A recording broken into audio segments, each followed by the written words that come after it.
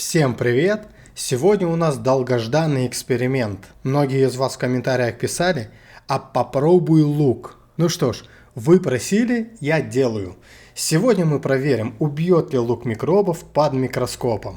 Но сразу предупреждение, я не врач, не биолог, не фармацевт. Я просто обычный парень с микроскопом, которому интересно, как на самом деле работает природа.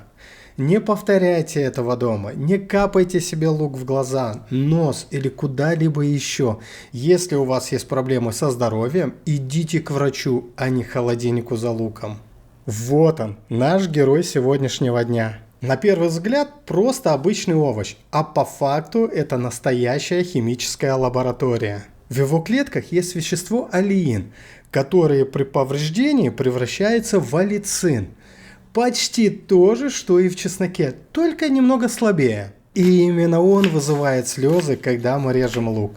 Ну а я сегодня не буду плакать, пусть плачут микробы. Выдавливаю лук в чеснодавке, собираем свежий луковый сок, пару капель нам будет достаточно.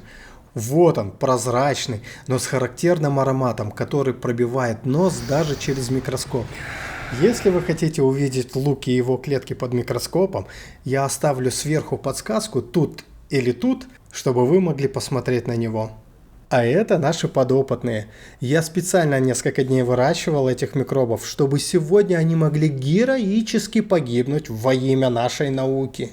Под микроскопом виден целый зоопарк. Все шевелится, двигается, кипит жизнь. Некоторые прям танцуют, как будто знают, что это их последний танец. И вот момент истины. Добавляю каплю лукового сока и, внимание, активность останавливается почти мгновенно. Микробы буквально замирают, жизнь прекращается прямо на глазах. На первый взгляд кажется, что они еще двигаются, но это не они, это броуновское движение. Проще говоря, это когда мельчайшие частицы воды толкают останки микробов, создавая иллюзию движения. Так что нет, они уже не живы, просто дрейфуют в своих последних микроволнах. А вот тут интересно, один крупный микроб пытается спастись. Он уплывает от зоны, где упал луковый сок, в сторону чистой воды. Но, видимо, не судьба. Он застревает в каком-то сгустке и не может вырваться. И тут к нему подползает луковая капля и контакт. Смотрите, он борется, двигается, замедляется. И через пару минут все, микроб погиб.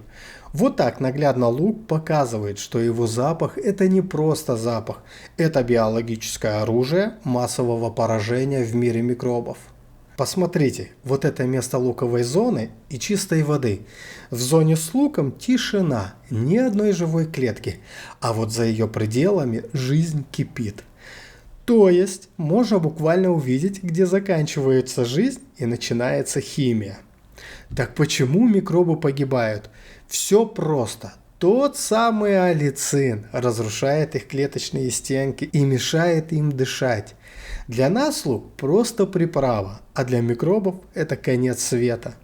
Интересно, что если нагреть лук, аллицин разрушается, и он становится безвредным. Так что, если вы решили лечиться луковым супом, извините, микробы только посмеются над вами.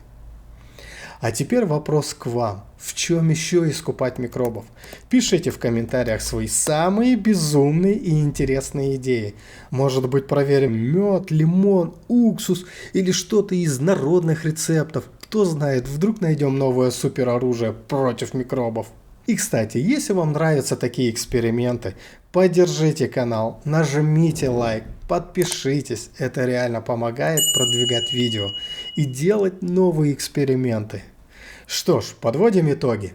Лук действительно убивает микробов и делает это очень быстро. Но это не значит, что нужно натирать им лицо и лечить простуду луком. Все хорошо в меру, даже эксперименты. С вами был Виктор, парень под микроскопом. Увидимся в следующем видео и давайте вместе посмотрим, кто еще сможет выжить под микроскопом. Пока-пока!